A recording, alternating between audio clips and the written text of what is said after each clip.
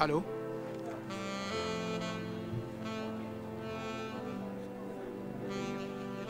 Jean-Baptiste? Où sont-ils? Je l'ai vu tout à l'heure, oui.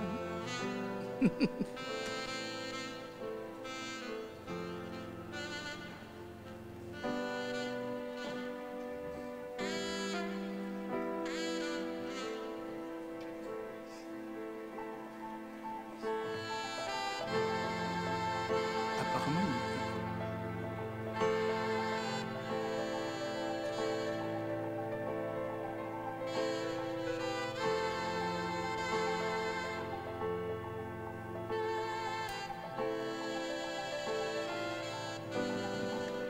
alors, bon après-midi.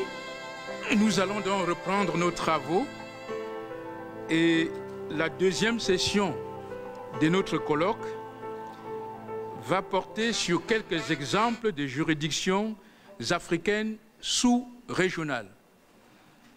On n'entend pas sous-régionales ces juridictions qui sont rattachées à des communautés économiques régionales en Afrique. Étant entendu que la juridiction continentale dont on a parlé ce matin est la Cour africaine des droits de l'homme et des peuples. Il est prévu 5 contributions dans cette session. Malheureusement, nous n'aurons que 3 personnes qui vont intervenir cet après-midi parce que M. Zani et M. Sall n'ont malheureusement pas pu nous joindre, mais leurs contributions seront effectivement consignées dans les actes du colloque. La troisième personne, M. Bouménié Zesse, vient d'arriver, il vient du Canada, donc on espère qu'il va se joindre à nous avant la fin de la session. Donc pour l'instant, je vais demander à mes 2 voisins de gauche et de droite de présenter leurs contributions. Jean-Baptiste Aré Limana, c'est mon frère et ami, va d'abord nous parler sur la Cour de justice de la CEAC, son intervention est intitulée « La Cour de justice de la CEAC, : une réforme systémique en chantier ». Jean-Baptiste est avocat au barreau de Nanterre, près de Paris, en France, et il est le président de l'Académie africaine de la pratique du droit international. Je passe la parole donc à Jean-Baptiste.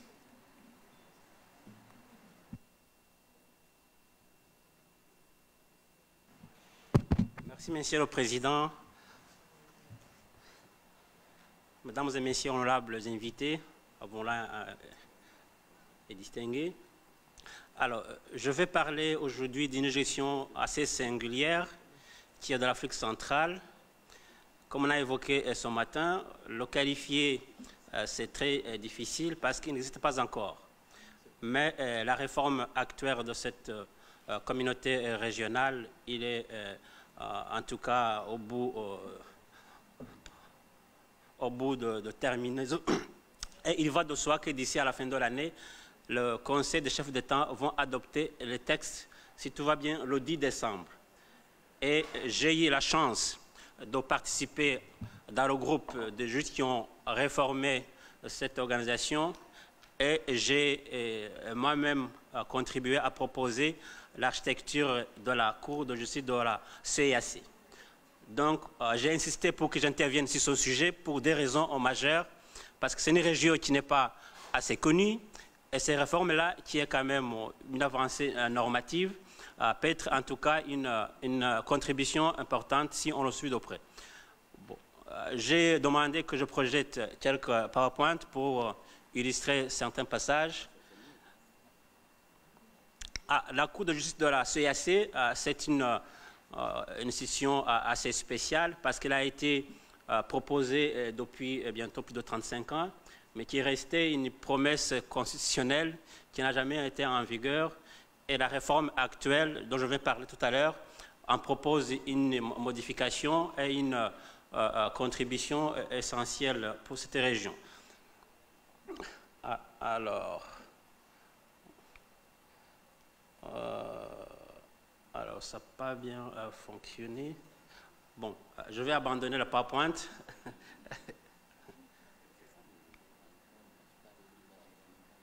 Voilà. Ça ne marche pas bien? Ça ne marche pas bien. Alors ça marque configuré. Bon. Alors, la CSC a été créée en 1984. Il a été entré en vigueur l'année suivante, en 1985. Et il a connu une vie presque proche de l'hibernation pendant plus des années, à cause notamment des conflits en Afrique centrale. Et il a eu une renaissance en 1998.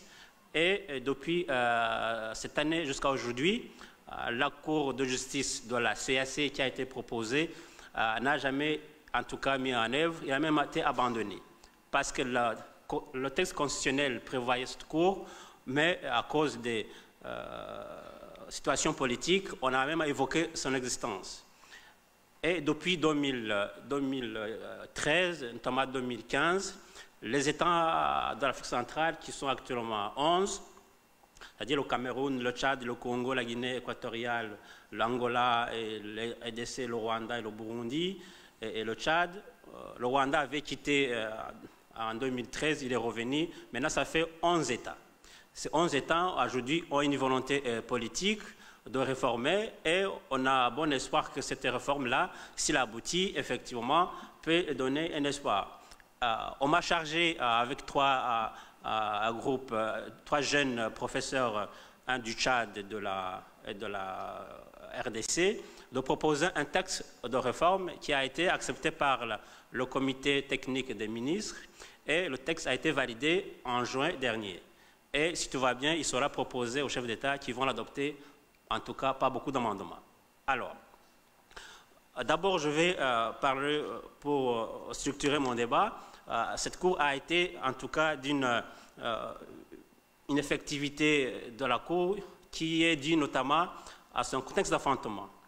Contexte d'enfantement dit notamment aux crises politiques qui ont en tout cas couru en Afrique centrale, notamment dans des pays essentiels comme RDC,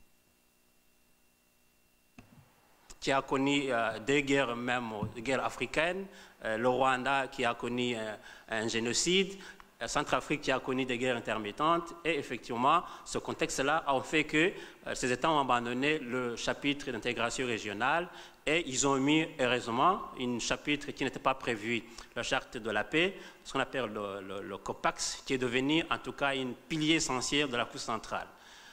Après avoir passé ce temps de conflit, on peut penser que cette Cour qui était proposée, il est d'une effectivité non seulement programmée, mais aussi entretenue.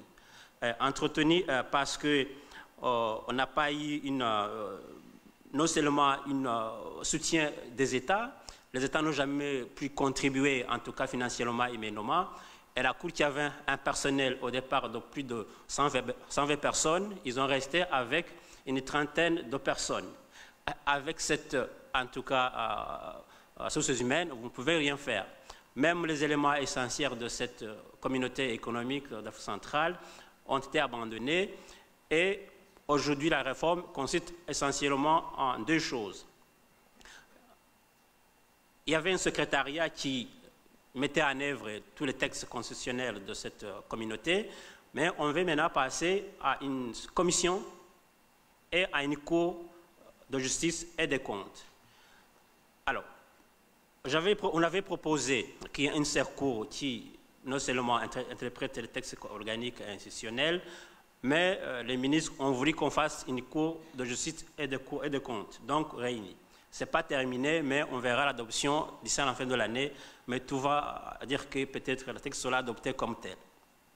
Alors, cette ineffectivité programmée et entretenue, on peut quand même se réjouir aujourd'hui pour cette réforme-là qu'on a des innovations normatives majeures dues notamment à l'expérience d'autres régions, notamment la CEDEAO, ce qui nous a fait en tout cas donner la chance de concentrer toutes les évolutions actuelles et actualisées. Et on a proposé un texte qui rassemble toute l'expertise de l'Afrique en général et la CEDEAO et l'Afrique de l'Est.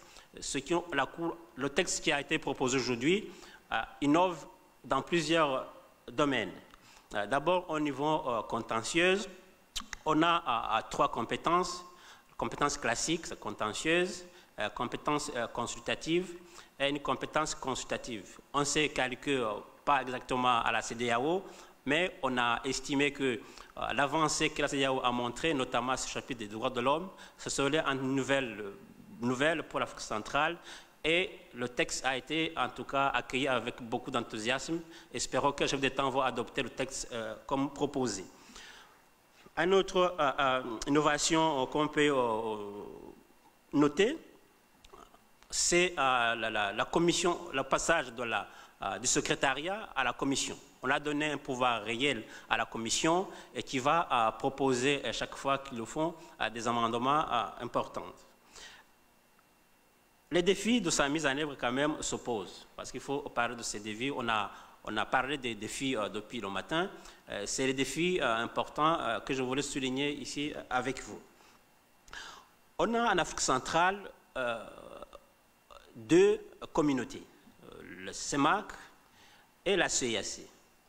Et il est question de rassembler ces deux cours, c'est-à-dire rationaliser et en faire une seule cour.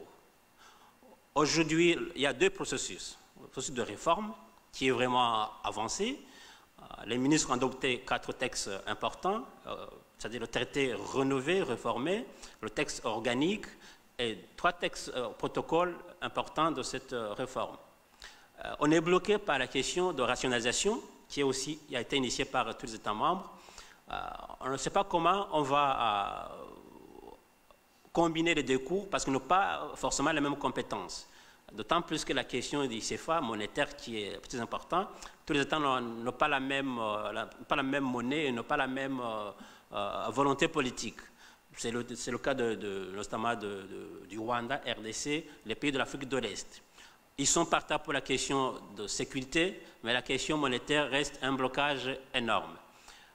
La rationalisation, on espère qu'il va en tout cas aboutir pendant 2 ans, mais en attendant, on ne sait pas comment la Cour s'il a adopté, s'il va attendre encore des années pour entrer en vigueur.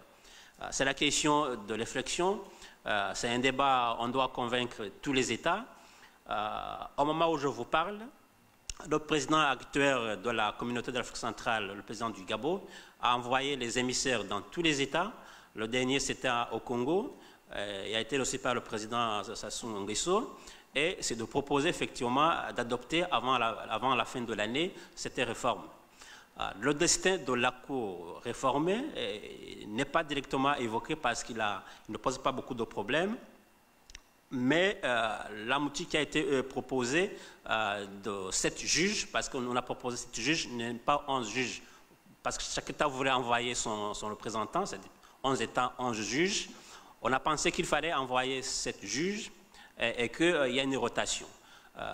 Si ça passe comme, en tout cas, a proposé le texte qui a été adopté par le ministre, on aura une cour qui a 7 juges avec une cour d'appel, comme l'équivalent de la CEDEAO.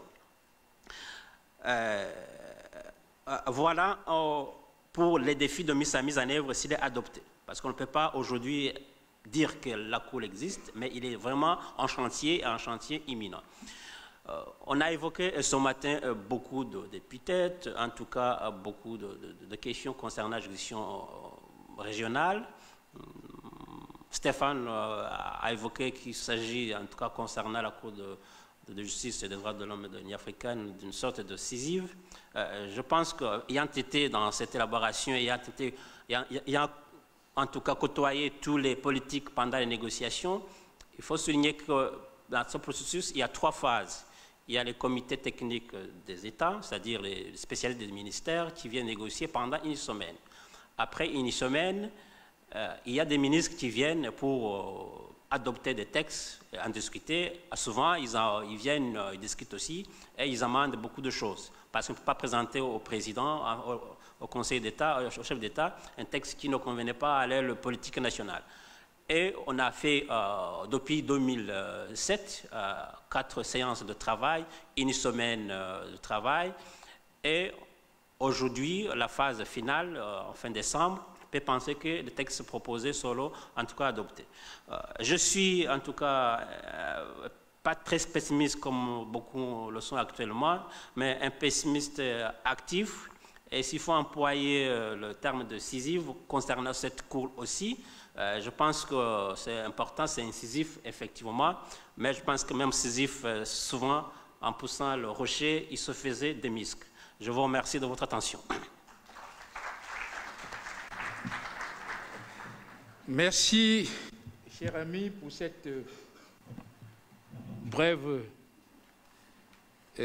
présentation claire, dont il est question ici d'une cour moribonde qu'on essaie de faire revivre. L'arbre a perdu ses feuilles et il faut verser un peu d'engrais en espérant qu'il va reprendre vie. Nous l'espérons bien. Alors, la deuxième présentation sera celle... Nous partageons les lunettes parce qu'il a oublié les... C'est la solidarité africaine, hein? Voilà. Ouais. Alors, la deuxième présentation sera celle de M. Amevi de Saba, qui est docteur en droit, avocat à la Cour d'appel et au barreau de Paris. Donc, je suis bien entouré de 2 avocats au barreau de Paris. On ne sait jamais. Au cas où les Tunisiens voudraient me créer quelques problèmes, je serai très bien défendu. Alors, Inch'Allah. Alors, Monsieur de Saba va parler du rôle de la Cour commune de justice et d'arbitrage dans la résolution du contentieux des affaires dans les États de l'OHADA. Donc, nous ne sommes plus exactement ici dans une cour interétatique, c'est ça, c'est-à-dire relations entre États, mais on est beaucoup plus dans le domaine des affaires. Hein? Et donc, le plan initial du travail était qu'on parle d'abord de l'instance judiciaire de l'UMA, l'Union du Maghreb arabe, un chantier non encore abouti, qu'on continue avec la Cour de justice de la CEAC. En troisième position, c'était la Cour communautaire de justice de la CEMAC. Il va le faire, je l'espère, M. Zesse. Et la Cour de justice de la CEDEAO, avant de finir avec la Cour de l'OHADA. Je vais donc passer la parole à M. de Saba pour vous parler de cette Cour qui s'occupe des affaires, du droit des affaires en Afrique. Merci. Merci pour tes lunettes, sinon je ne pourrais pas intervenir ce soir, je l'ai oublié à mon hôtel.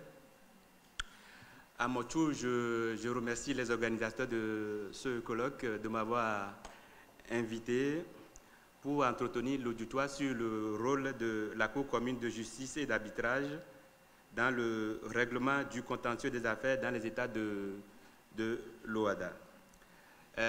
J'avoue que lorsque l'invitation m'a été lancée, je me suis beaucoup interrogé pour savoir qu'est-ce qu'un avocat spécialiste en droit économique et financier viendrait faire parmi les sommités des questions relatives à la Cour africaine des droits de l'homme, de droit public. Je me suis interrogé, mais après avoir écouté les intervenants, parlant donc de la corruption, de la justice, je me suis dit que je suis donc à ma place et je vous remercie de m'avoir invité. Avant d'aller sur le vif du sujet, permettez-moi de dire quelques mots, de rappeler le contexte dans lequel a été créé l'OHADA et la CCJA. Avant le traité instituant l'OHADA, il y a 2 principales critiques qui sont faites aux États de l'Afrique de l'Ouest et aux États de l'Afrique centrale. La première critique portait sur la vétusté et la balkanisation du droit des affaires qui était pratiqué dans les deux organisations sous-régionales. La deuxième critique porte sur l'inconstance et la corruption de leur système juridique. Donc, c'est pour répondre à ces deux constats que l'OHADA et la CCJA ont été créés. L'OHADA a été créé par un traité signé entre les États de l'Afrique de l'Ouest et les États de l'Afrique centrale le 17 octobre 1993. Et l'OHADA avait une mission essentielle, c'était donc de secréter le droit des affaires, un droit des affaires qui serait applicable dans tous les États de l'OHADA qui sont aujourd'hui au nombre de 17.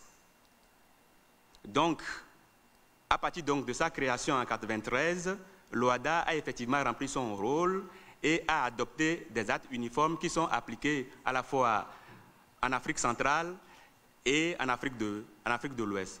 On a par exemple plusieurs actes uniformes en matière du droit des sociétés, en matière des sociétés coopératives. On a un acte uniforme sur les voies d'exécution et les procédures de recouvrement. On a un acte uniforme en matière d'arbitrage. Donc, on a un système législatif qui couvre le droit des affaires. La CCJA a été également instituée par le traité de l'OHADA et elle a plusieurs missions. Sa première fonction, elle est consultative, c'est-à-dire que la CCJA peut être consultée par les juridictions nationales et les États sur une question qui porte sur le droit OHADA. La CCJA a également une fonction de coordination de l'arbitrage. Et enfin, elle a une fonction judiciaire. Mais en raison donc du temps qui m'est imparti, je ne parlerai pas de la fonction consultative, ni de sa fonction de coordination de l'arbitrage. Ce qui ne m'empêchera pas d'en parler si les questions arrivent sur ces deux sujets. Donc, je concentrerai mes propos dans un premier temps sur la fonction judiciaire en matière de la CCJA en matière d'arbitrage, pour, dans un deuxième temps, relever quelques limites de la Cour commune de justice et d'arbitrage des États de l'OHADA. Donc, en ce qui concerne la fonction judiciaire de la CCJA, sa principale fonction, c'est de contrôler dans tous les États l'application et l'interprétation des actes uniformes qui sont ainsi adoptés. Cette fonction d'interprétation, on l'observe à travers la répartition des contentieux dans les États de l'OHADA et c'est un pouvoir spécifique qui ont été accordés à la CCJA. En ce qui concerne la répartition du contentieux, il faut distinguer la compétence matérielle de la compétence fonctionnelle, que je dirais ici la fonction juridictionnelle. En matière de compétence matérielle, la compétence a été répartie de la manière suivante entre la CCJA et les juridictions nationales. Les juridictions nationales ont une compétence très large qui couvre le droit de l'OHADA, c'est-à-dire tous les droits, les actes uniformes que je viens de citer, et les matières non harmonisées, tandis que la CCJA a une compétence que je dirais attributive, c'est-à-dire limitée aux matières harmonisées. Ce qui veut dire que la CCJA n'est pas, par exemple, compétente, par exemple, dans les marchés qui concernent les travaux publics, les marchés publics, les contentieux qui couvrent, par exemple, l'énergie ou le droit bancaire et financier. Ce ne sont pas des matières harmonisées. Donc, la CCJA n'est pas compétente dans ces matières. Donc, vous ne pouvez pas saisir la CCJA dans ces domaines-là. En ce qui concerne la compétence que je qualifiais de compétence fonctionnelle, c'est-à-dire juridique, la compétence également a été répartie entre les juridictions nationales et la CCJA. Donc, les juridictions de fond des États, par exemple les tribunaux d'instance, les tribunaux de commerce, les tribunaux de grande instance, sont compétentes en première instance et en matière d'appel. Le traité réserve le recours en cassation donc, à la CCJA. Au final, on dira que le système juridique mis en place par le traité de l'OHADA ressemble bien à une pyramide au sommet de laquelle se trouve donc la CCJA qui fonctionne comme une cour suprême de tous les États de l'OHADA. Et donc, comme elle a une cour supranationale, le traité lui a attribué des pouvoirs spécifiques. Et quels sont ces pouvoirs spécifiques que la CCJA a? À mon estime, elle a deux pouvoirs spécifiques. L'article 14 du traité dit que lorsque la CCJA est saisie d'une contentieux et qu'elle casse, si elle casse, elle statue en fait et en droit. Alors que vous savez que ceux qui sont habitués des systèmes juridiques latino-romaniques, la CCJA, une cour suprême, ne statue jamais en fait et en droit, elle statue simplement en droit. Alors que la CCJA, elle, sa typicité, c'est qu'elle statue en fait et en droit.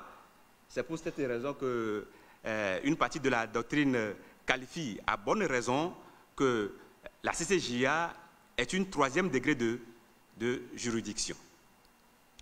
On peut aussi mesurer la typicité de la CCJA en la comparant un peu avec la Cour de justice de l'Union européenne, qui est dans la même configuration que les États de l'OHADA. C'est une cour supranationale, mais quand elle est saisie par la procédure du recours préjudiciel en interprétation, elle ne tranche pas l'affaire.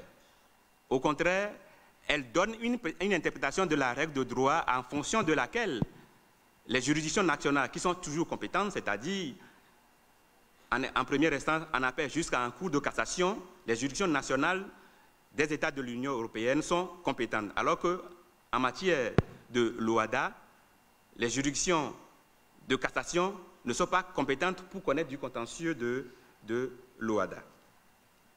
Donc, vous conviendrez avec moi qu'avec cette architecture, la CCJA a un pouvoir spécial. Ce pouvoir spécial s'étend également en matière d'exécution, puisque les arrêts de la CCJA sont obligatoires et exécutoires dans tous les États de l'OHADA. C'est-à-dire que lorsque la CCJA tranche définitivement une affaire, cette décision peut être exécutée dans tous les États de l'OHADA, au Mali, au Sénégal, partout, cette décision peut être exécutée. Ce qui, à mon sens, constitue un modèle de simplification du contentieux. Autrement, si la CCJA n'avait pas le pouvoir d'évoquer les affaires et de trancher définitivement et que cette décision soit exécutoire dans tous les États de l'OHADA, elle serait obligée de renvoyer l'affaire devant une cour d'appel qui va statuer. Et si les parties contestent cette décision, l'affaire va revenir encore devant la CCJA pour statuer. Or, ici, la CCJA, dans l'école qu'elle est saisie, elle tranche définitivement, ce qui est, à mon sens, une organisation de simplification qui est dans l'avantage des investisseurs, puisque aujourd'hui, on dit que le temps, c'est de l'argent, donc la CCJA tranche très vite ses contentieux. Mais cette organisation judiciaire a des limites, ce qui va constituer la deuxième partie de mon intervention. Et les limites, j'en vois deux à cette organisation supranationale. La première limite que je vois, c'est la concentration des contentieux devant la CCJA. Puisque l'OHADA est constitué de 17 États, donc tous les recours en matière de cassation vont devant dans la CCJA. Donc, la CCJA est engorgée d'affaires. À titre d'exemple, chaque année, la CCJA connaît 250 nouvelles affaires, sans compter les procédures pendantes devant la CCJA. Et entre l'instant où le pouvoir en cassation est introduit et le temps où la décision arrive, il se passe généralement 4 ans pour que la CCJA puisse statuer. À mon sens, si cet état de choses n'est pas corrigé, on dirait que la CCJA peut ressembler un peu à un oiseau de Minerve qui vient après que les choses ont été faites. Parce qu'un investisseur, qu'est-ce qu'il attend? Il veut que la décision soit rapidement rendue puisqu'il puisse faire valoir ses droits. Si l'investisseur doit attendre 4 années avant que la CCJA ne statue sur l'affaire, il me semble que c'est un délai excessivement long. Et les instances de l'OHADA n'ont pas perdu de vue cet obstacle et ils ont commencé par prendre des mesures pour pouvoir permettre à la CCJA d'être rapide. Et dans le nouveau règlement de procédure qui a été adopté, si j'ai bonne souvenance, en 2014, il a été institué une procédure de radiation des affaires pour inertie des parties. C'est-à-dire, dès lors que les parties introduisent un pouvoir devant la CCJA et qui ne prennent pas les mesures nécessaires et n'accomplissent pas les formalités nécessaires pour que l'affaire avance, la CCJA a le pouvoir de radier ces affaires du rôle. Ce qui constitue un moyen pour la Cour de se désengorger. Voilà un moyen qu'a trouvé les instances de l'OHADA pour essayer de désengorger. Mais ce moyen n'existait pas à la création de l'OHADA. Elle a été introduite en 2008 à la suite de la modification donc, du traité. Mais il me semble que la CCJA peut essayer donc, de diminuer encore ces délais en introduisant une procédure de non-admission. C'est-à-dire, ce qui n'existe pas pour le moment. C'est-à-dire qu'une fois qu'un pouvoir est introduit devant la CCJA, elle peut refuser d'admettre le pouvoir de son rôle. Si l'affaire a été déjà traitée et que la solution est connue d'avance, donc elle peut utiliser ce moyen-là pour refuser d'admettre le pouvoir à son rôle. C'est ce que fait la Cour de cassation française. C'est ça, c'est la technique du filtrage des pouvoirs. Et à mon sens, elle peut s'orienter vers cette voie. 5 minutes. Ok, je serai dans le temps. Donc, la deuxième limite de l'organisation supranationale des États de l'OHADA, c'est le risque d'inexécution de cette décision.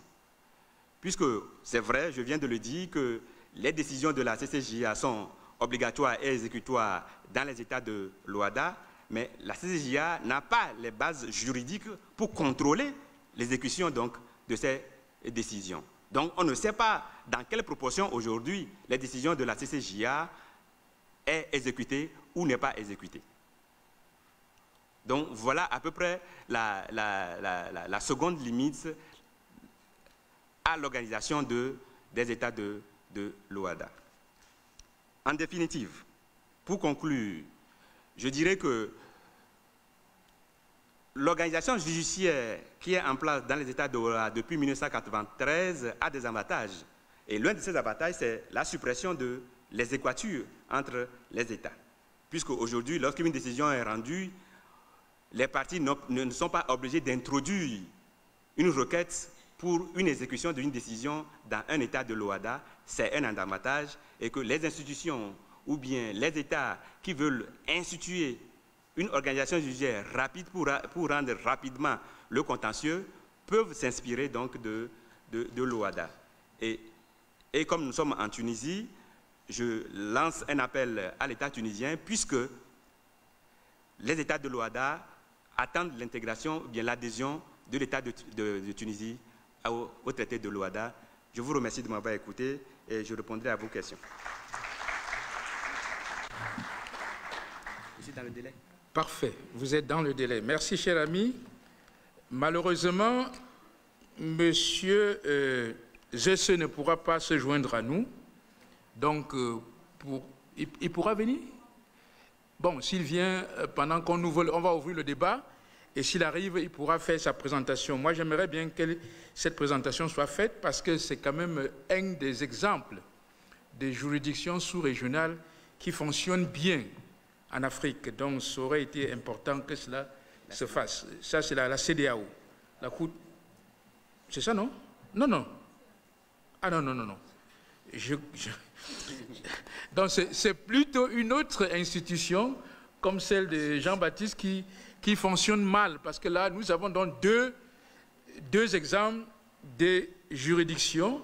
L'une qui est pratiquement moribonde et qu'on essaie de faire revivre, comme j'ai dit, et l'autre qui est beaucoup plus effective et plus efficace, qui est d'ailleurs apparemment victime de son succès, dans la mesure où son rôle est rempli rapidement d'affaires et qui a même des difficultés d'exécution des décisions rendues.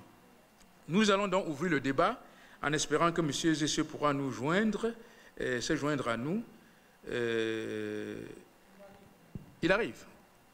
Donc, on va commencer quand même avec le débat. S'il vient, on va suspendre et continuer. Est-ce qu'il y a des questions à nos... Voilà, déjà 2 personnes. Le micro à Madame le professeur. Merci beaucoup. Vous m'entendez? Oui. Justement pour rebondir sur cette question. Je voulais rebondir. Je ne sais pas, ça marche? Oui, ça marche. Non. Pour dire cette remarque très importante, le degré d'avancement, d'évolution des juridictions sous-régionales qui dépendent justement du degré d'avancement de l'intégration de la serre elle-même. Et vous avez donné l'exemple le meilleur d'une cour qui fonctionne, qui a une jurisprudence extraordinaire évolutive, CEDEAO. Par contre, l'UMA, la région d'où je viens, l'Union du Maghreb arabe, nous avons une cour sur le papier. Elle n'a pas encore fonctionné, il n'y a pas de jurisprudence, il n'y a rien du tout. La même chose. Le dire moi-même dans cette salle. Hein. Oui, je le dis parce que celui qui était supposé venir le faire, il a un cas de force majeure. Maintenant, la question. Ma question est la suivante. Moi, je me suis posé la question de l'articulation entre les juridictions sous-régionales et la juridiction continentale africaine. Toutes les juridictions sous-régionales que j'ai sous les yeux sont des juridictions ou bien des cours de justice. Il est vrai qu'on n'a pas encore une cour africaine de justice, mais la question se pose. Si jamais la cour sous-régionale donne une décision qui est contradictoire avec la décision de la cour continentale, est-ce qu'il y a des mécanismes dans les textes qui résoudent ce problème-là? Première question. Deuxième question, on entre dans une zone de libre-échange économique continentale. Est-ce que l'articulation de ces cours sous-régionales vont être réadaptés à la lumière de cette donne géopolitique très spéciale, économique, etc. À partir donc de 30 mai 2019, désormais la ZLECAf entre en vigueur. À partir de l'année prochaine, on va voir carrément un continent unifié sur le plan économique. Par conséquent, voilà un certain nombre de questionnements sur la justice et son articulation avec ce modèle d'intégration économique qui, dans quelques mois, va entrer en jeu. Et je pense que ça, c'est ma faute. J'aurais mis une intervention dans le colloque pour parler de cela, l'articulation entre le strate continental et celui sous-régional. Je vous remercie. Merci.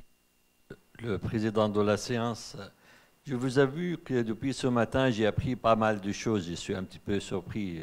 J'habite en France. Je ne suis pas au courant. Je suis comme vous, étudiants ici, en train de prendre et noter. Mais je suis aussi très surpris d'avoir tous ces projets et tous ces cours. Alors je me demande, pourquoi on crée une cour en sachant en même temps qu'il y a une autre qui ne fonctionne pas très bien? Pourquoi on adopte un protocole et le premier protocole n'est pas encore entré en application? Alors, est-ce que parce que les tribunaux nationaux ne fonctionnent pas très bien, alors on va se protéger derrière les cours régionales ou sous-régionales, ou il y a vraiment une volonté soit politique, soit générale, de l'Union africaine de prouver sa présence à travers ses cours. Un étudiant qui prépare un master ou même un doctorat, il se perd avec tous ces cours-là. Et si on regarde de l'autre côté, continent européen, il n'y a que 2 cours.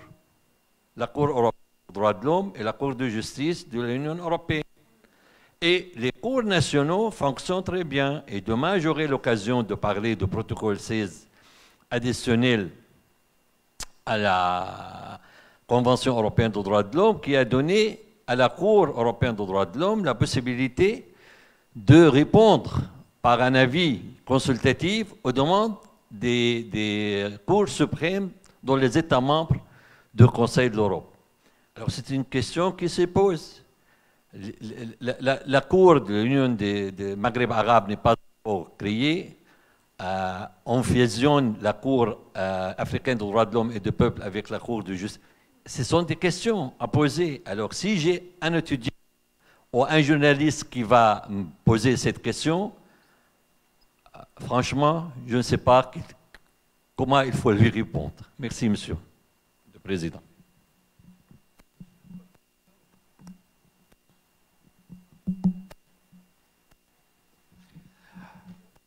Merci beaucoup, Monsieur le Président, aux 2 intervenants qui nous éclairent sur un certain nombre de dysfonctions de ce qu'on peut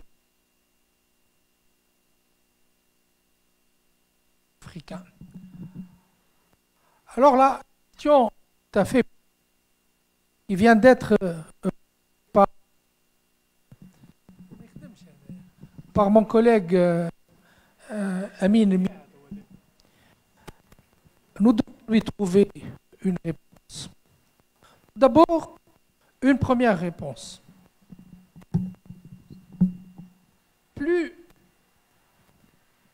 le système sous-régional est intégré, plus la juridiction est effective de soi.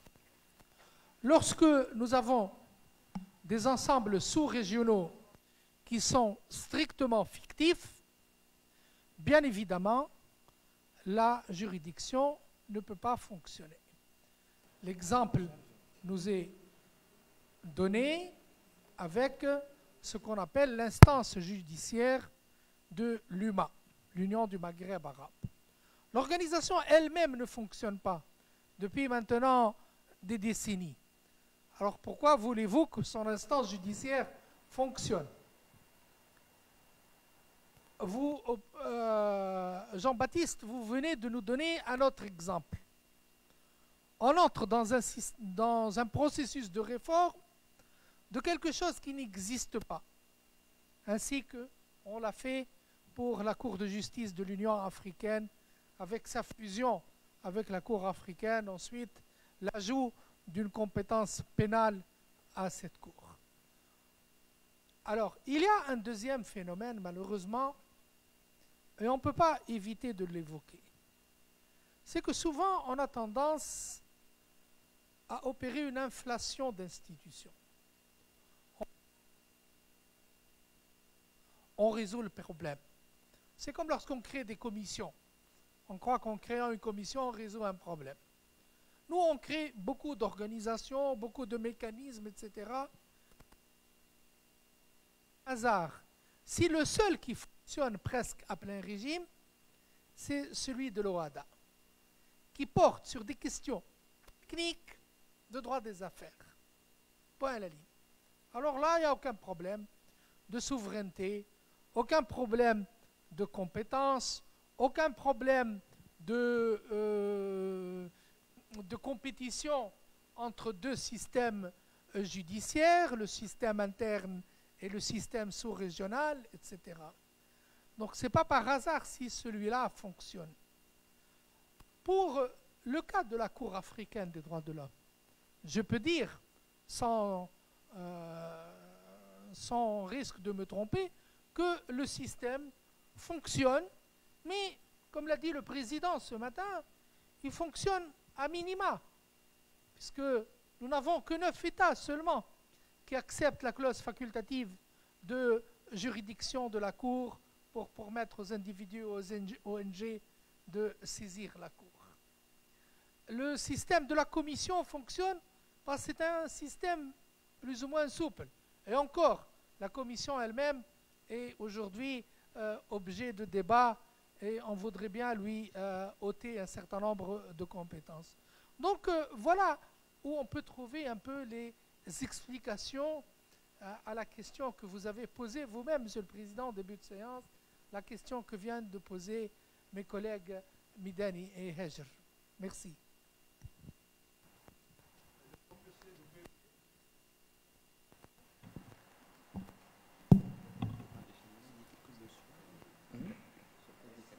Oui, bien sûr, c'est après ça.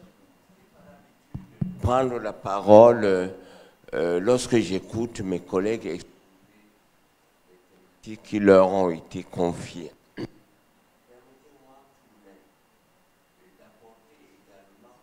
Une note de bas de page qui pourrait peut-être aussi, j'étais assez clair, apporter plus de précision et peut-être plus de, comment dire, de stabilité dans la pensée flageolante de certains, comme j'ai entendu dans les questions qui ont été posées à la suite des exposés de tout à l'heure.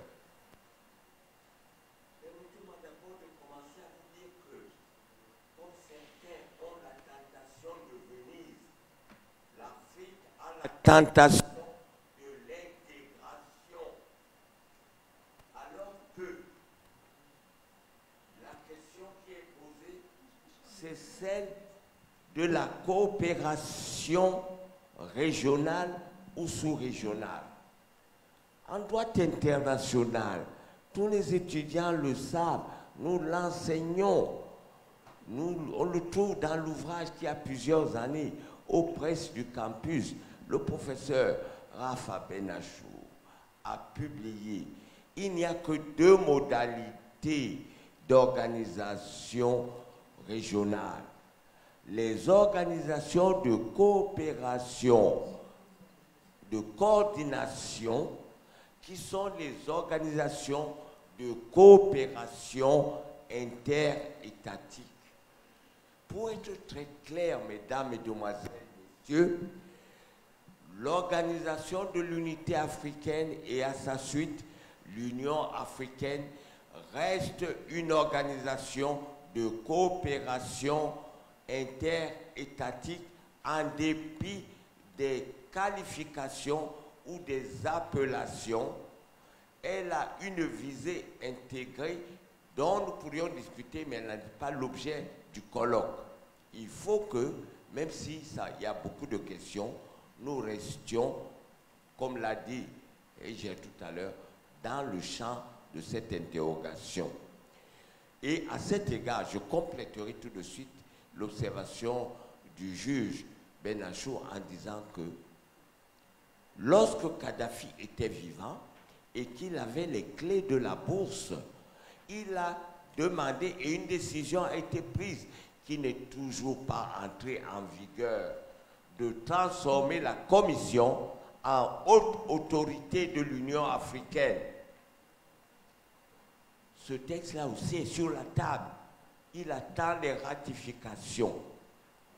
Et la question de la direction de là où on veut aller est posée pour une organisation qui devait être, à l'exception de l'Asie du Sud-Est, l'une des dernières à avoir une organisation continentale à côté de l'Europe et de l'Amérique.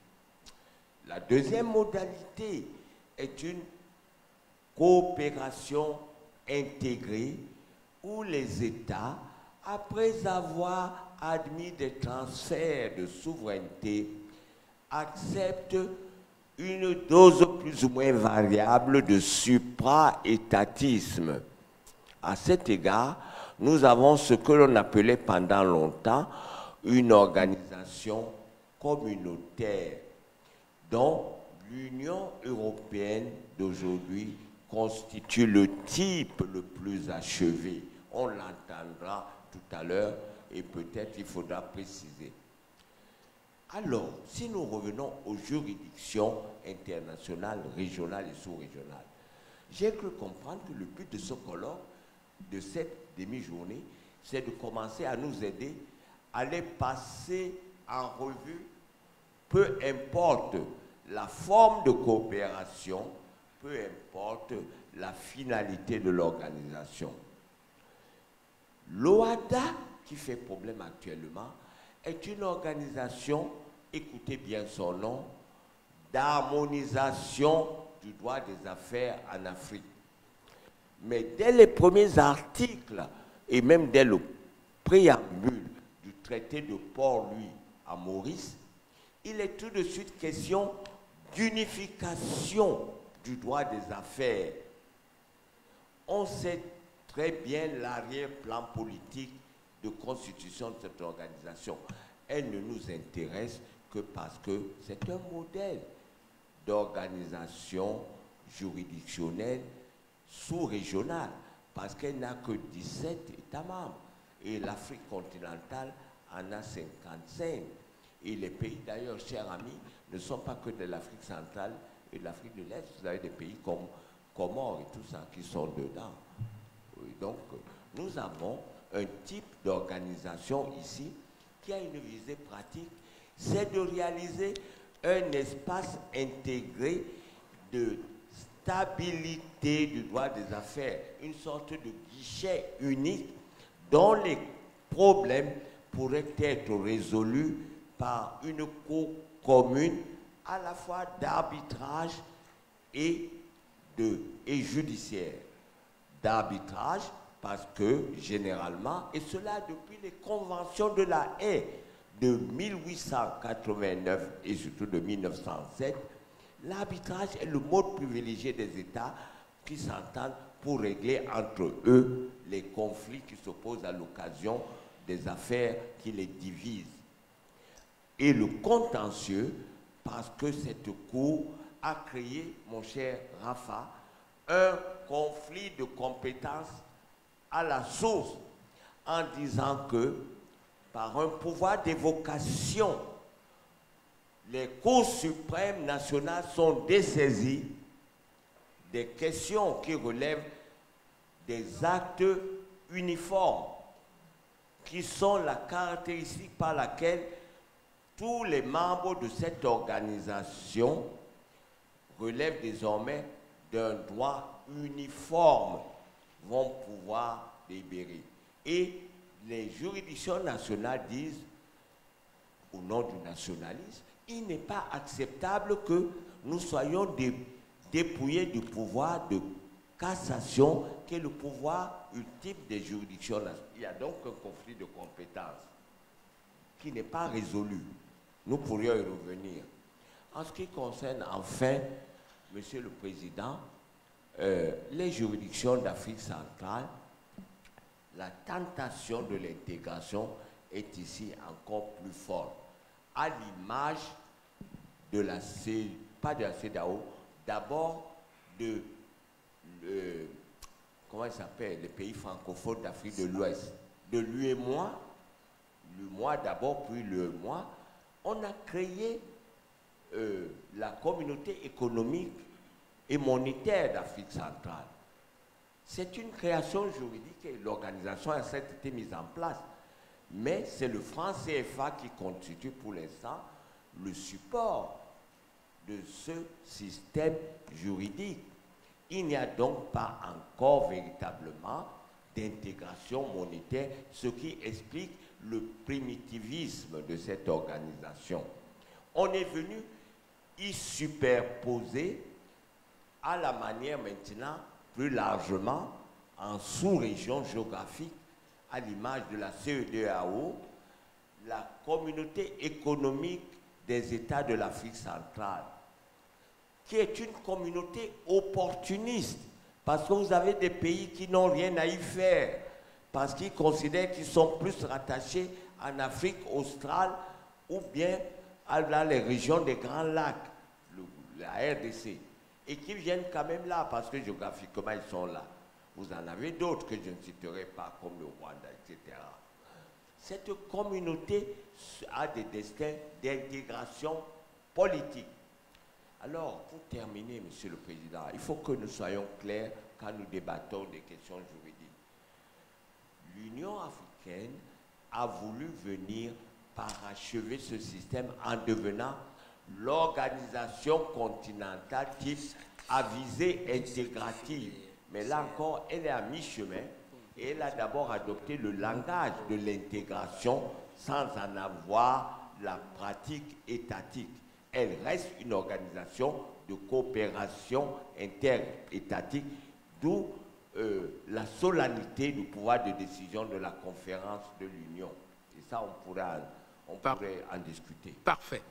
Je sais que si on n'arrête pas le professeur Doumbé Bilé, il va continuer. Il a beaucoup de choses à nous dire. Donc, on va arrêter un instant. Les intervenants pourront répondre rapidement et puis on va prendre un deuxième tour des questions. Si vous avez des observations à faire, je sais qu'il y a déjà eu des réponses à certaines questions posées et après, on va écouter notre intervenant qui est arrivé. Donc, si vous avez quelques observations à faire ou des réponses à donner, je commence par Jean-Baptiste. Juste un mot concernant la convergence et l'harmonisation avec la ZLECAf concernant les questions d'intégration régionale. Vous avez bien compris, notamment avec Stéphane Doumbé Bilé, que le droit communautaire en Afrique, c'est ça le grand déficit de nos débats.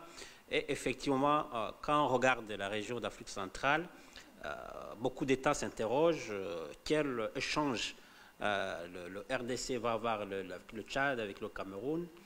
Et vous avez effectivement beaucoup de divergences. Et c'est beaucoup effectivement la dimension politique qui est devenue supplanter la dimension économique et d'intégration, qui est aujourd'hui la plus fonctionnelle. Alors, concernant la ZLECAf, la question nous a été posée, on en a débattu. Et pour le moment, on a intégré dans la fonction contentieuse de la Cour de la CEAC la fonction d'arbitrage. Parce que cette zone économique d'intégration d'Afrique centrale, effectivement, c'est des questions effectivement de barrières tarifaires, de circulation des personnes et des biens. Et effectivement, ils doivent juger de ces questions qui concernent aussi la ZLECAf. Pour le moment, ce qu'on a trouvé, en tout cas, concernant des pays qui sont en dehors de la zone, c'est la dimension d'arbitrage qui sont là à dédier une dimension à la Cour, qui pourront en trancher. Sinon, pour les autres États, ce sera justement la question classique d'interprétation stricte d'intégration. Voilà ce que je voudrais dire sur ce point-là. Voilà. Juste deux mots par rapport à la question qui était posée sur la multiplication des cours régionales. Et la professeure disait avec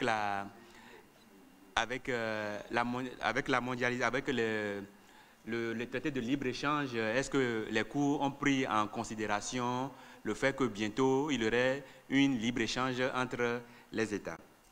D'abord, je vais commencer par le problème de la multiplication des cours régionales. Effectivement, c'est une question latente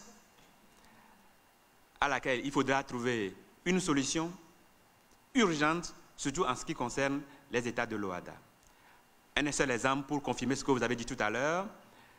Lorsque les États de l'OHADA disent qu'en matière de dette publique, disons de la dette publique intérieure, il pourrait y avoir une compensation entre dette et créance. Tout en sachant que les États de l'OHADA ont une certaine immunité qui empêche de les poursuivre jusqu'à l'exécution. Donc, ce que l'OHADA a trouvé, c'est d'instituer un système de compensation entre dette publique et dette privée. Ce qui veut dire que si la partie privée a des créances sur l'État et que l'État a une dette, ça peut se compenser. En droit de l'OHADA, c'est possible. Maintenant, il y a une autre institution qui est l'UEMOA.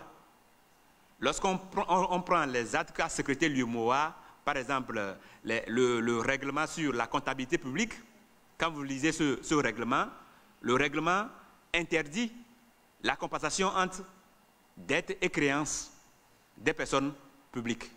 Finalement, la question qui se pose aujourd'hui, quel droit il faut appliquer? Puisque ces deux droits ont la même souveraineté. Lorsque la Cour de justice prend une décision, cette décision est également applicable dans tous les États. Et n'oubliez pas que les États de l'UEMOA sont tous membres des États de l'OHADA. Donc voilà les États qui sont membres de deux organisations différentes qui prennent des dispositions qui sont contradictoires. Aujourd'hui, on ne sait plus si on peut faire une compensation en dette et créant des personnes publiques. Donc pour vous dire que c'est une réalité qu'il faut quand même. Et puis moi je dis que ce problème est dû à quoi? C'est à un défaut d'audit des législations. Avant de créer une autre organisation, il faut faire l'audit de telle organisation pour voir dans quel domaine elle est compétente avant de créer. Or, les États créent les institutions sans préalablement faire un audit de leurs compétences. Donc, voilà. Quant à ce qui concerne une minute sur la mondialisation et l'adaptation des cours régionales au libre-échange, je dirais que non, on ne l'a pas prévu, on ne l'a pas prévu aussi. Surtout en ce qui concerne les États de la CCJA, ce n'est pas prévu. Et ce qui revient à la question que j'avais, pour les limites que j'avais posées, qu'il y aurait une concentration de contentieux devant la CCJA. Donc, et ça rejoint encore qu'avant, il faut faire en sorte qu'avant de créer de nouvelles institutions régionales ou bien de nouveaux traités, il faut faire un audit pour voir qui fait quoi, qui ne fait pas quoi. Sinon, à force de multiplier les institutions et les coûts, on sera inefficace. Merci. Merci beaucoup. Alors, M. Boumenier-Zesse nous a rejoint entre-temps. J'ai cru comprendre qu'il vient directement de l'aéroport et qu'il vient d'Amérique du Nord. Donc, vous pouvez comprendre qu'il y a le décalage horaire et le jet lag qui va certainement se poser ici, mais il est courageux d'être avec nous. Il va nous parler de la Cour communautaire de justice de la CEMAC. Il est directeur de la formation professionnelle à l'Institut québécois d'affaires internationales. Vous avez une quinzaine de minutes, M. Zesse, pour présenter votre texte. Merci. Et après cela, nous allons reprendre les questions et on pourra toujours poser des questions sur les exposés qui ont été déjà faits. Merci une fois de plus de me passer la parole pour la présentation de ma communication sur la Cour de justice communautaire de la CEMAC. L'objectif pour moi était d'arriver ici, malgré toutes les difficultés de route. Il convient de dire que je suis parti de la Tanzanie et je suis arrivé à l'aéroport, j'ai perdu quelques heures. Et finalement, je suis arrivé. C'est l'essentiel.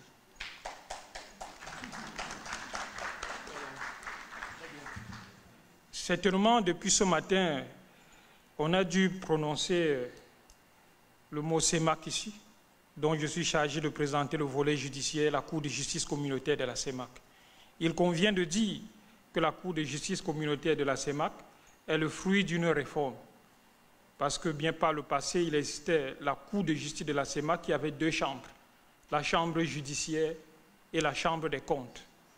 Mais depuis la réforme envisagée en 2008 par le traité révisé de la CEMAC, il a été créé au sein de la Cour de justice de la CEMAC deux entités autonomes, la Cour de justice communautaire de la CEMAC et la Cour des comptes de la CEMAC.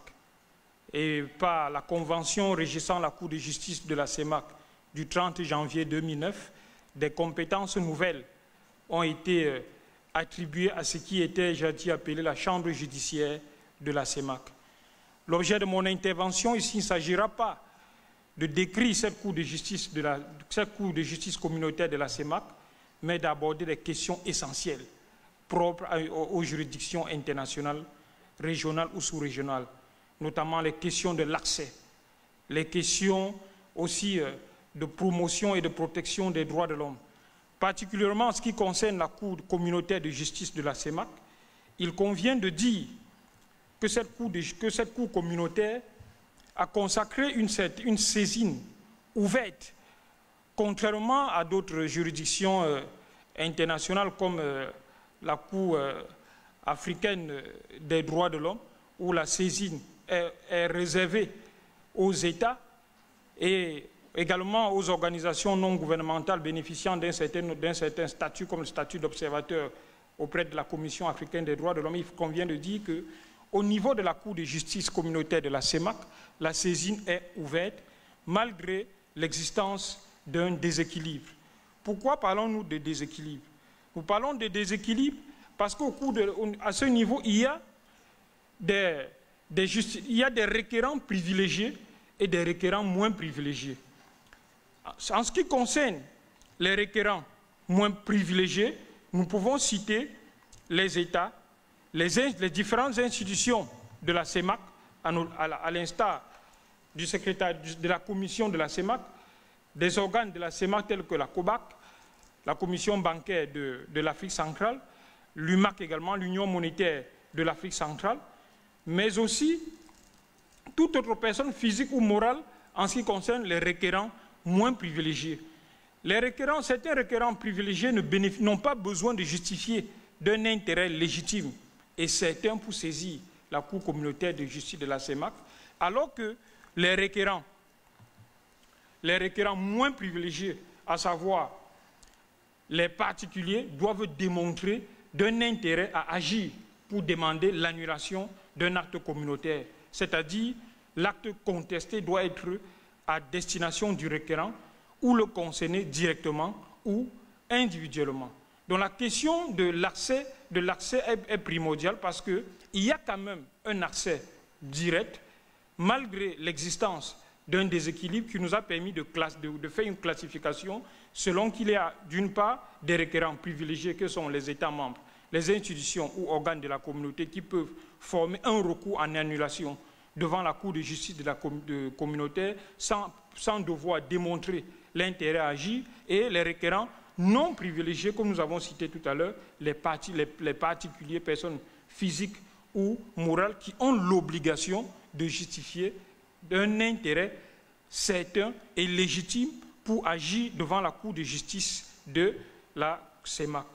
Il convient également de dire que cette Cour connaît, sur recours de tout État membre, de toute institution, de toute personne morale ou physique, pour le synthétiser, qui justifie de cet intérêt. Mais également, nous allons aborder la question de la compétence de la CEMAC. Il ne s'agit pas ici de passer en revue les différents types de compétences, mais il s'agit de dire que la Cour de justice de la CEMAC, depuis sa création, a quand même produit des jurisprudences assez diversifiées, tant dans le domaine économique, dans le domaine monétaire, dans le domaine également des contentieux de la réparation. C'est la raison pour laquelle nous disons que, au-delà de la saisine assez ouverte, il y a un champ de compétences assez diversifié qui a été consacré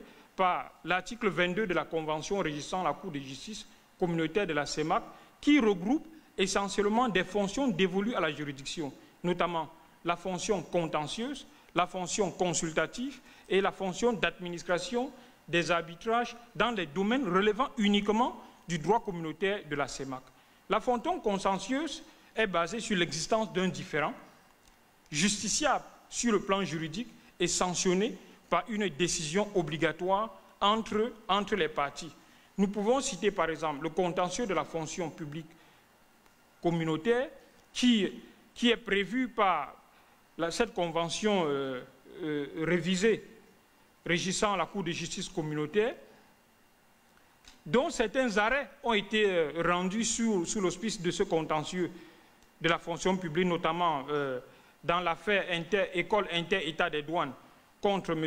Djokam Michel, portant beaucoup plus sur le recours préjudiciel, tout en rappelant le principe désormais incontesté de sa compétence exclusive dans le contentieux de la fonction publique communautaire.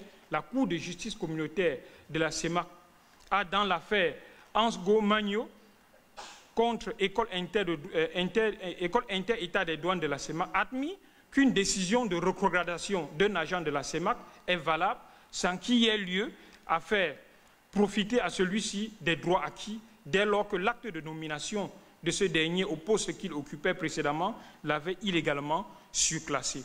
Par ailleurs, nous dirons également que dans son rôle juridictionnel, la Cour de justice communautaire de la CEMAC est également revêtue des attributs du juge administratif et du juge judiciaire. À l'instar de la plupart des juridictions administratives des États partis à la CEMAC, la Cour de justice communautaire de la CEMAC statue parfois sans recours gracieux préalable en contentieux de pleine juridiction. Cela a été justifié dans l'affaire Moka Manede John Wilfrid contre commission de la CEMAC, où le recours gracieux avait été jugé impossible du fait même de l'autorité hiérarchique.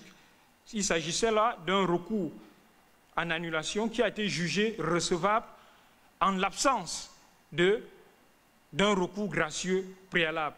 Mais parfois, parfois le juge communautaire de la CEMAC oblige les requérants à apporter la preuve de l'exercice d'un recours gracieux préalable. Cela a été fait dans l'affaire Galbert et toi contre commission de la CEMAC, où le défaut de saisine préalable du comité consultatif de discipline a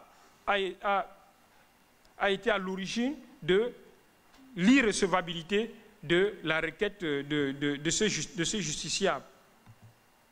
Dans le même sens, la Cour communautaire de justice de la CEMAC a eu à se prononcer en matière de recours en annulation des règlements, des directives et décisions des institutions, organes et institutions spécialisées de la CEMAC dans l'arrêt Dieudonné Nan Eco et autres contre institutions sous-régionales multisectorielles et technologiques abrégées ISTA. Et cette Cour connaît également des recours contre des sanctions prononcées par des organismes à fonction juridictionnelle de la communauté, mais aussi des recours en responsabilité extra-contractuelle. Car au terme de son article 22.4 de la Convention régissant cette Cour, la Cour de justice communautaire connaît en dernier ressort des litiges relatifs à la réparation des dommages causés par des institutions, des organes ou institutions spécialisées de la communauté, ou encore par les fonctionnaires ou agents de celles-ci dans l'exercice de leurs fonctions, sans préjudice des dispositions prévues dans le traité de la CEMAC. Cela a été mis en œuvre dans l'arrêt Dobil contre la BEAC, ainsi que dans l'arrêt Thomas Dakaïs Kamga contre la CEMAC, dont la responsabilité extra-contractuelle, comme vient de le dire, ne peut être engagée que devant la Cour communautaire qui a une compétence exclusive pour réparer les dommages causés par la communauté ou ses agents dans l'exercice de leurs fonctions. On peut également citer le contentieux bancaire, comme dans l'affaire Sielenou Christophe et autres contre décision de la COBAC, où le juge communautaire, face à la coexistence du droit dans l'espace CEMAC, parce qu'il convient de le dire qu'il y a une coexistence du droit communautaire dans l'espace CEMAC, le droit communautaire OADA et le droit communautaire CEMAC, où le juge de la CEMAC a été obligé de faire application du droit communautaire OADA, notamment le droit portant sur les sociétés commerciales. Le juge de la Cour de justice de la CEMAC exerce aussi, au-delà de la fonction contentieuse, des fonctions consultatives qui sont essentiellement administratives. Et cette attribution trouve son siège dans l'article 34 de la Convention régissant la Cour de justice de la CEMAC, qui prévoit que dans son rôle consultatif, la Cour de justice de la communauté de la CEMAC émet des avis sur la conformité aux normes juridiques de la CEMAC, aux actes de la CEMAC, ou encore des projets d'actes initiés par un État membre ou encore un organe de la CEMAC dans les matières qui relèvent du domaine des traités. Et cette Cour est également consultée à cet effet par l'État membre ou un organe de la CEMAC qui en est l'initiateur. La fonction d'arbitrage est également dévolue à la Cour de justice communautaire de la CEMAC, et là, l'arbitrage est reconnu comme un mode alternatif de règlement des litiges. D'ailleurs, au terme de l'article 35 de la Convention régissant cette Cour connaît en application de son règlement d'arbitrage des différends nés entre les États membres, les institutions, les organes ou institutions spécialisées, mais ayant un lien avec les traités et des textes subséquents, si ces différends lui sont soumis en vertu d'un compromis d'arbitrage ou d'une clause compromissoire. Donc, vous pouvez constater qu'il y a une fonction contentieuse, une fonction consultative, mais aussi une fonction d'arbitrage. Et maintenant, il convient de dire que c'est une entité juridictionnelle qui fait également face au défi, le défi de la protection des droits de l'homme. Ayant une consécration ambivalente de la protection des droits de l'homme, malgré le fait que, sur le plan procédural, il y a beaucoup de limites. La convention qui régit la Cour de justice de la CEMAC, en son article 2, consacre de manière implicite une compétence en matière de droits de l'homme. D'ailleurs, parce que le préambule réaffirme l'attachement des gouvernements au respect des principes de démocratie, des droits de l'homme, de l'état de droit, de la bonne gouvernance, du dialogue social et du genre. Mais on peut également, un peu plus loin, reconnaître de manière aussi explicite la compétence de la Cour de justice de la CEMAC en matière de droits de l'homme. Mais sur le plan pratique, la Cour de justice de la CEMAC ne dispose aucune procédure spécifique pour permettre aux citoyens de saisir cette juridiction en matière de violation des droits de l'homme, comme c'est le cas pour la Cour de justice communautaire de la CEDEAO. C'est l'un des défis très importants. Et un autre défi que nous avons réalisé, c'est le défi de l'exécution des décisions et la coexistence avec le droit communautaire OHADA. En ce qui concerne le défi de l'exécution des décisions, il faut dire que les décisions de la Cour de justice communautaire de la CEMAC ont une force exécutoire. Il y a la force exécutoire des arrêts est d'ailleurs affirmée par divers articles et critères institutifs. D'ailleurs, les articles 35 et 30 des conventions régissant cette Cour disposent que les décisions rendues par cette autorité de la chose jugée est force exécutoire. Donc les décisions ont une force exécutoire sans aucun exéquatur préalable, du moins en ce qui concerne les cours de justice de la CEMAC. Donc, les décisions sont susceptibles même d'une exécution forcée conformément aux règles de procédure en vigueur, sans apposition de cette formule, sans aucun contrôle, autre que celui de la vérification de l'authenticité du titre par l'autorité nationale désignée à cet effet. Donc le principe de l'application immédiate du droit communautaire emporte également le respect immédiat des décisions rendues par la Cour communautaire de justice de la CEMAC, qui est d'ailleurs aussi seule compétente pour suspendre l'exécution forcée de ces décisions. Et c'est d'ailleurs, il revient aux autorités nationales de contrôler uniquement la régularité des mesures d'exécution et de trancher des éventuels incidents. Elles ne peuvent en aucun cas discuter du titre revêtu de formules exécutoires. Donc c'est un défi qui a été réalisé contrairement aux juridictions internationales qui connaissent le problème d'exécution de leurs décisions. Nous avons également cité comme un autre dernier défi, c'était le défi de la coexistence du droit communautaire, de deux droits communautaires au sein d'un même espace, le droit communautaire OHADA, parce que tous les États membres de la CEMAC font également partie du droit OHADA, du droit communautaire OHADA et du droit communautaire CEMAC, parce que de manière pratique, aucun texte ne prévoit la primauté d'un autre droit sur l'autre. Mais nous sommes rendus que le juge communautaire de la CEMAC fait parfois emprunt du droit OHADA dans certains arrêts, notamment notamment le droit commercial des sociétés. Dans l'arrêt Sielenou-Kobak, le juge communautaire de la CEMAC a fait emprunt du droit OHADA régissant les sociétés commerciales. On s'est posé la question de savoir, est-ce une consécration explicite de la primauté du droit OHADA sur le droit communautaire de la CEMAC? C'est une question importante à résoudre. Je vous remercie.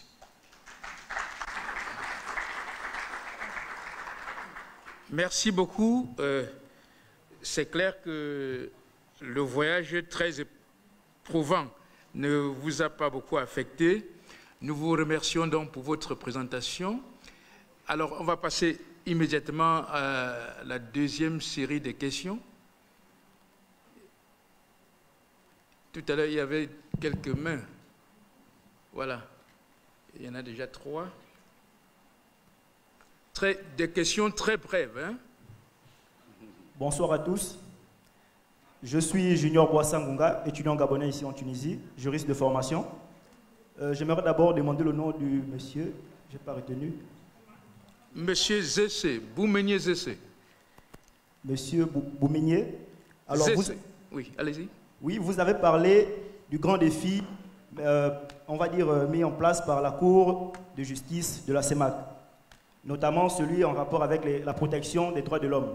Alors, étant donné que vous avez fait vous-même une comparaison avec la communauté de l'Afrique de l'Ouest en matière de, on va dire quoi, de requêtes faites par les requérants en cas de violation de leurs droits, alors, notamment dans la communauté de la CEMAC, quels sont les mécanismes envisagés par la Cour de justice de la CEMAC en matière de protection des droits de l'homme à l'égard de toutes ces violations qui se font au sein de cette communauté?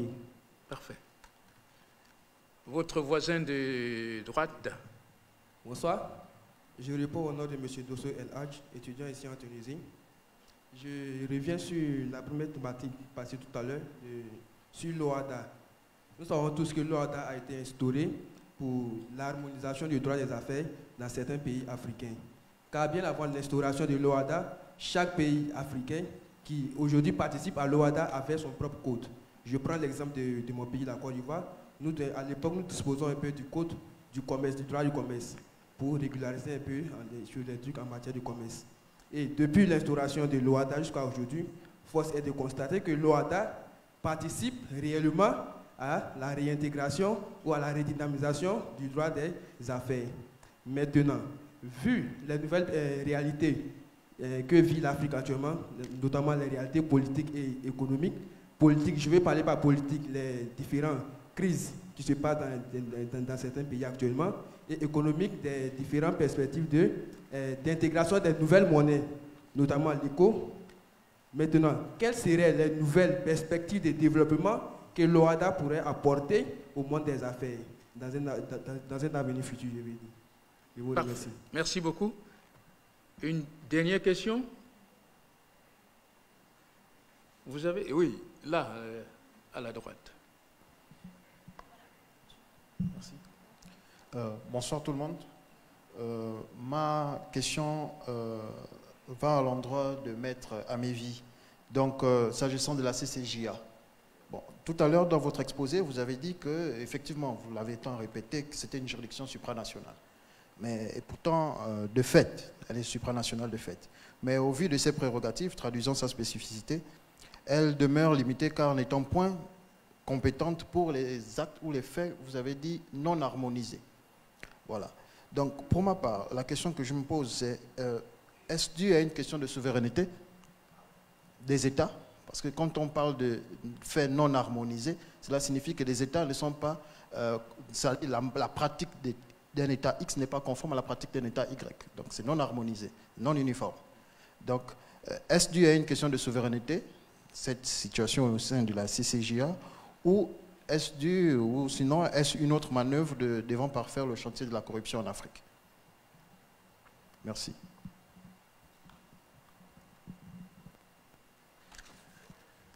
Voilà, on a donc fait le tour. On revient donc sur la table. Qui commence?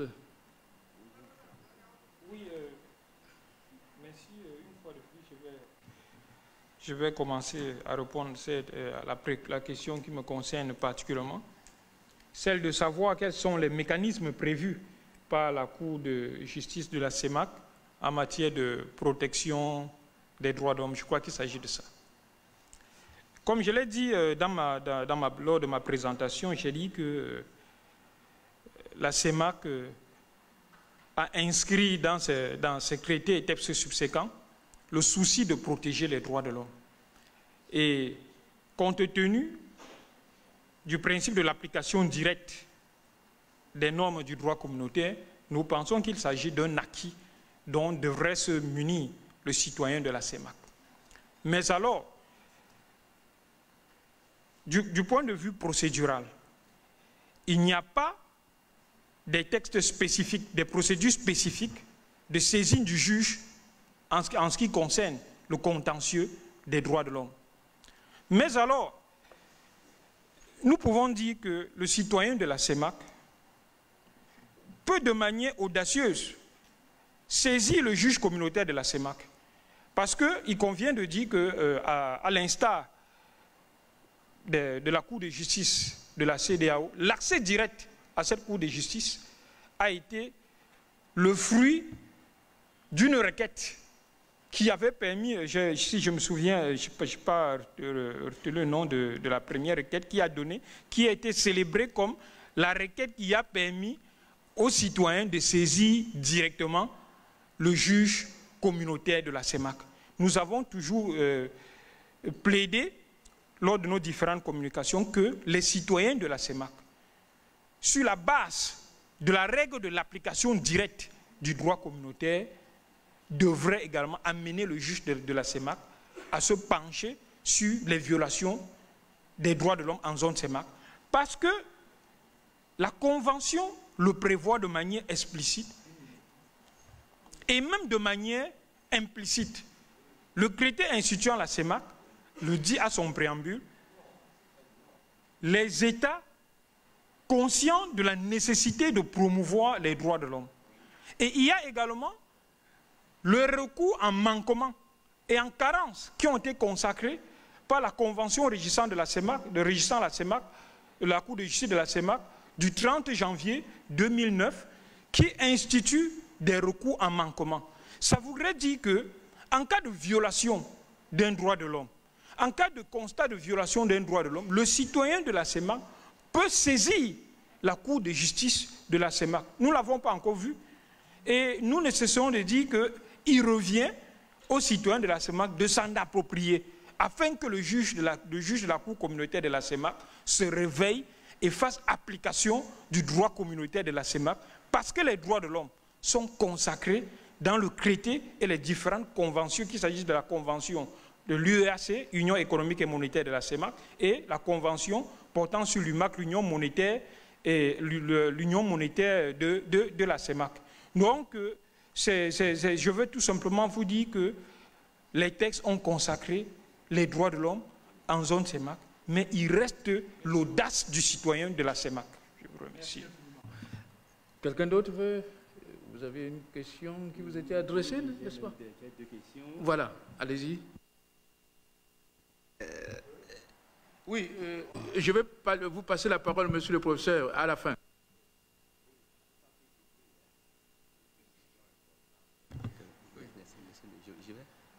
Donc, donnez la parole au professeur. Oui, juste pour dire, alors en brisant quelques lances avec mon jeune collègue, que cette interprétation est erronée. Elle est erronée parce que la cour de la CEMAC est une cour portant sur la nature de l'organisation. Et c'est une communauté économique et monétaire, mais dont le fonctionnement doit prendre en considération l'aspect des droits économiques. Mais aucune disposition du traité CEMAC ne fait de la protection de ces droits économiques ou des droits de l'homme une compétence de la Cour. Mais nous connaissons, chers collègues, la solution actuelle. Si notre collègue de l'Union européenne arrivait demain, on aurait un truc.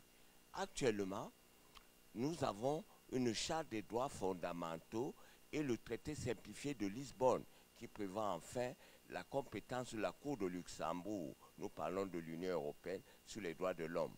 Mais c'est la situation précédente qui prévaut, c'est-à-dire que l'ensemble des 28 sont membres de la Convention européenne des droits de l'homme de sauvegarde des libertés fondamentales, et la Cour, jusqu'à présent, n'a connu, la Cour de Luxembourg, les questions de violation des droits fondamentaux dans l'espace intégré qu'en application de la Convention européenne des droits de l'homme et l'ensemble de ces 14, je crois, protocoles additionnels.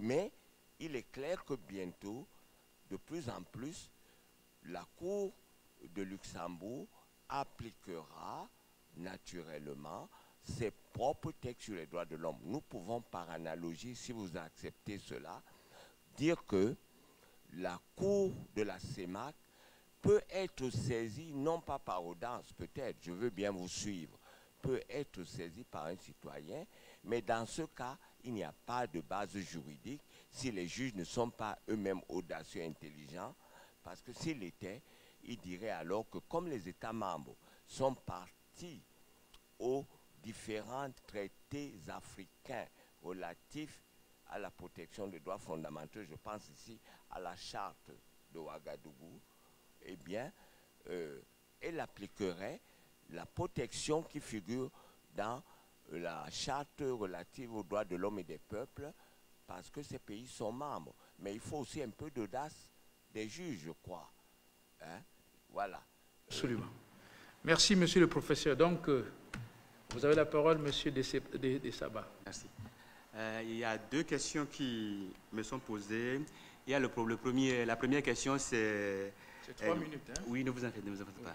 C'est la question des conflits actuels et le droit au WADA. Mais moi, je reformule votre question. On pourrait se demander, est-ce qu'un droit des affaires pour attirer les investisseurs en Afrique, est-ce que c'est suffisant pour nous apporter le développement? Donc, est-ce qu'un droit des affaires, c'est-à-dire, puisque vous posez la question par le conflit WADA et CJA, moi je retourne la question pour dire que est-ce qu'un droit des affaires, aussi modeste et élitiste qu'il soit, peut nous apporter la prospérité? La question c'est non. Et je ne voulais pas aborder la question dans cette salle, mais puisque vous l'avez posée, j'y réponds.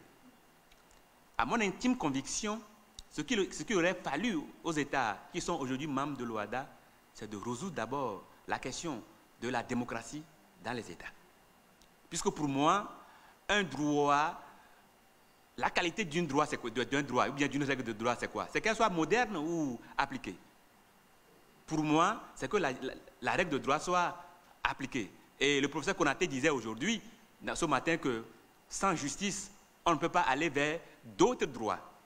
Donc pour moi, la question des conflits n'est pas de la compétence de la CCJA, c'est de la responsabilité de chaque État.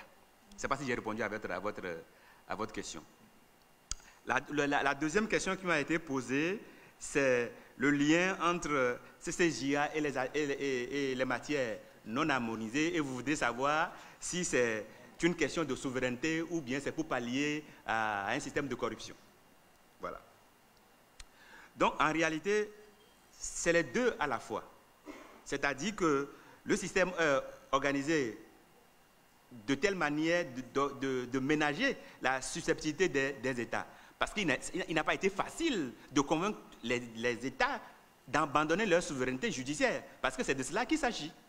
Dès lors qu'ils créent une cour suprême au-dessus des cours de cassation, donc c'est un abandon de souveraineté. Donc il y a la question de souveraineté, c'est de laisser la matière à moudre aux États. Ensuite, je dis, c'est les deux, c'est la corruption aussi, parce que la Cour répond à un problème de corruption de notre système judiciaire. Et ceux qui critiquent, il y a des gens qui critiquent l'OADA pour dire que l'OADA a muselé les cours suprêmes nationales, puisque ces cours suprêmes ne sont plus compétentes dans les matières harmonisées, mais sont simplement compétentes dans les matières non harmonisées, qui, par exemple, le droit civil, le droit des obligations et les matières que je viens donc de citer.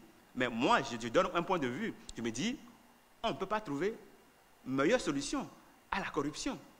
On ne peut pas trouver meilleure solution. C'est un pis-aller, ce n'est pas la meilleure. On aurait pu prendre le recours préjudiciel en interprétation, comme on le fait la Cour de justice de l'Union européenne, qui ne tranche pas. Mais nous, et il y a un professeur, un éminent professeur qui disait qu'il se peut même que si on laissait la possibilité aux juges de faire recours, de demander pas un recours préjudiciel en interprétation à la CCJA, d'interpréter la règle de droit en fonction de laquelle les juges nationaux vont apporter la solution comme cela se fait en Union européenne, ils ne le feraient pas. Et je ne lui donne pas tort. Voilà. Merci beaucoup. Jean-Baptiste m'a demandé 1 minute. Juste 1 minute. Pardon. concernant la CEMAC et la question des droits de l'homme, il a été débattu par la 4e réunion de pilotage de rationalisation en Afrique centrale de 2 communautés. Effectivement, comme l'a souligné le professeur Ndoumbe Bilé, il n'y a pas une disposition dans le traité de CEMAC qui dispose effectivement, ni dans la préambule d'ailleurs, de manière claire, les droits de l'homme. On l'a proposé dans le traité réformé de la CEAC et ça a été accepté à condition qu'on saisisse la Cour de justice de la CEAC après épuisement de recours, contrairement à ce qui se passe à la CEDEAO. Alors, on l'a mis la disposition dans la préambule et dans la disposition, je crois, l'article 13. Alors, ça s'est posé une question, effectivement, de rationalisation et de décours. Au niveau de la CEMAC, ils nous disent peut-être qu'il faudrait qu'ils adoptent un protocole pour effectivement, de manière précise, déclarer que la CEMAC est compétente sur ces questions des droits de l'homme. On a dit, bon, il est trop tard, mais il faut que la discussion soit beaucoup plus élaborée vers la CAC. Mais c'est une question actuellement essentielle. Si à la CAC, cette percée a été acceptée, mais je ne pense pas que les juges sont audacieux pour l'interpréter dans ce sens. Je vous remercie.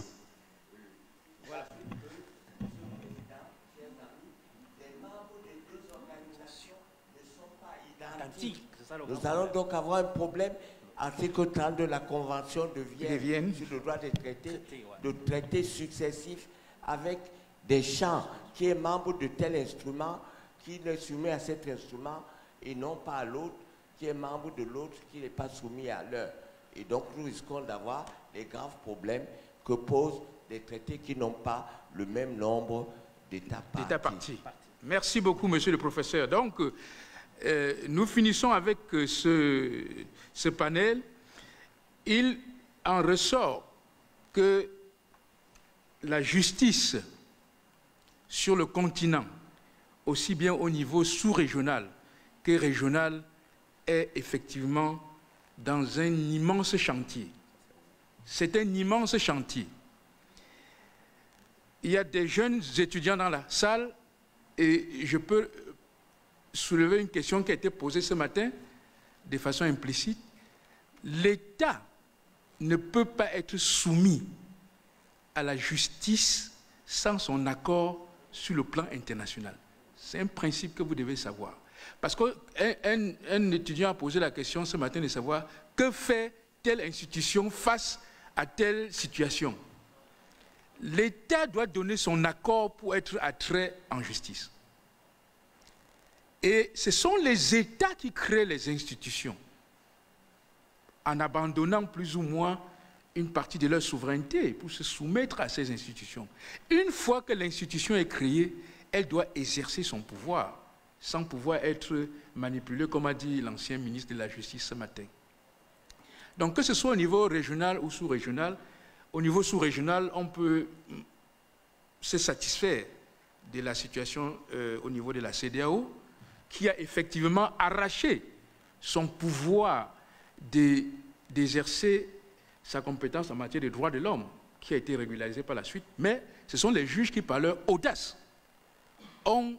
se sont arrogés le pouvoir d'intervenir en matière de droits de l'homme. En dehors de cette juridiction, c'est très difficile dans les régions sous-africaines de voir une institution qui s'occupe des droits de l'homme. D'ailleurs, le tribunal de la SADC a essayé de le faire et il s'est fait taper sur le doigt et a même été dissous. Immédiatement, les États ont dit ça ne marche pas et on l'a dissous. Et on a créé un nouveau tribunal qui n'est pas un tribunal en tant que tel.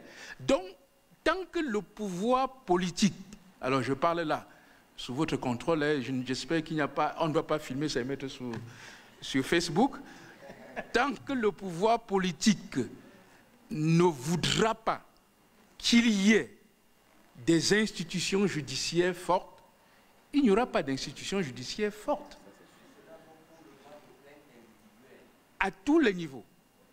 Et puisqu'il y a les jeunes étudiants dans la salle, nous parlons de la justice en Afrique. Et je sais, et je discute souvent avec certains d'entre eux, vous avez tendance à ramener la justice internationale seulement au niveau africain. Parce que vous dites, la justice internationale ne cible que l'Afrique. Mais pour pouvoir maîtriser la justice en Afrique, vous devez d'abord maîtriser le droit international et maîtriser la justice au niveau international. C'est important. Donc, Madame la professeure, dans le cadre de votre formation, il faut s'assurer que les étudiants maîtrisent la justice internationale. On peut l'adapter après dans la situation africaine, mais il faut d'abord la maîtriser parce qu'on ne doit pas réinventer les roues. Et d'ailleurs, si vous voyez ces textes qui sont souvent décriés, c'est souvent du copie-coller, mais mal collé, parfois. Donc, il faut connaître le droit international, connaître les autres juridictions, et à ce niveau, ce colloque nous a permis de voir qu'il y a des fils d'Afrique partout dans le monde qui semblent maîtriser certaines choses. Il faut que les institutions sous-régionales, continentales, fassent appel à la diaspora africaine qui maîtrise ces domaines-là. Et le grand frère, le professeur Doumbé Bilé est là. Il a dit aujourd'hui, il y a quelques-uns, Jean-Baptiste a été sollicité par la CEAC, il faudrait que ça continue. Le professeur Doumbé Bilé m'a interpellé ce matin en disant que je me taisais quand les diplomates allaient faire des négociations, parce que, pour ceux qui ne le savent pas, je suis diplomate de carrière à la base. Je sais effectivement que beaucoup vont dans les négociations seulement pour aller en mission et avoir un peu d'argent. Mais on ne va pas en mission pour revenir avec quelque chose de substantiel pour son pays. C'est souvent ça l'Afrique. J'ai été aux affaires étrangères et j'ai étudié en Suisse. Si vous parlez des droits de l'homme, à la commission des droits de l'homme, vous verrez des délégations africaines arriver et pendant qu'on discute, ils font le shopping. C'est comme ça. Mais il faut qu'on soit sérieux nous-mêmes. Nous-mêmes, nous devons être sérieux. Les États doivent être sérieux si nous voulons que nos institutions marchent, que la justice soit triomphante sur notre continent. Alors, j'ai dit que c'était off record. Hein? Donc, vous ne parlez pas de cela. Ah non. Mais vous avez dit tout à l'heure qu'il n'y a pas de l'audace. Vous avez de l'audace, donc... D'accord. OK. Merci beaucoup. Et à demain. À demain.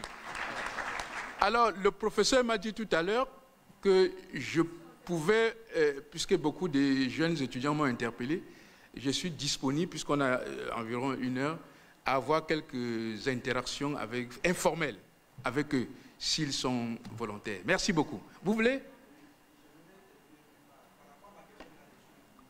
Non, vous allez continuer avec lui. Vous allez continuer avec lui. Merci et pause café et on se retrouve demain pour ceux qui ne seront pas là pour la rencontre informelle. Merci beaucoup.